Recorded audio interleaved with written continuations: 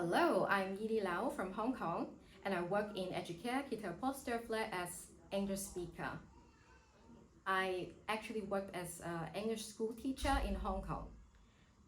So I actually got to know about educare through a workshop about bilingualism held by Evelyn Shaw, and I was really motivated and impressed by her professionalism, knowledge, and also her experiences in this area.